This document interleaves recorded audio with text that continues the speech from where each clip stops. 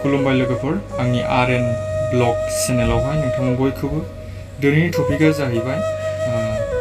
सासे हिन्जावा माने गुबुन हौवाजों आरोबाव दोनखारलांबावबाय मा जाजोबखो बे बर' हिन्जावफ्रा दानि बर' हिन्जावफ्रा बुङोब्ला माखासेफ्रासो माने दुखु मोनो स' बेनिखायनो भिडिअखौ शेयार खालामना हो नोंथांमोननिसिम आसा खालामनाय थाबाय सानै हिन्जाव माने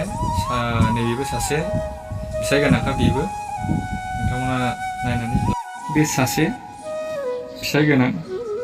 हिन्जाव गोनां सानैबो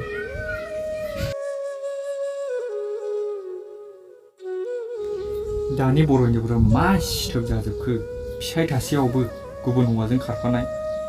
रसा नांदों ना घन्टा नांदोंसोलाय बिगुरफोर खर' मिलायबावनो नोंसोरलाय हा आलो आलो मोनजासेयाव नोंसोर बिदि खालामो ना बेफोराव हारामि नोंसोरो बेफोर हारामि बेफोरबायदि माने गुबुन हौवाजों माने सोमोन्दो लाखिनो गोसोब्ला मा घन्टानि हाबा जायो नोंसोरो बेजों थानांगौ बेफोरबायदि इन्जय खालामनो गोसोब्ला बैतालि साला शेयार खालामना हो लोगोफोर नैबे सासेनो शेयार खालामना हो बयनोबो शेयार ढलायना हो मोनोबा बर' समाजा बिदियावनो गाज्रि जाजोब्बाय साला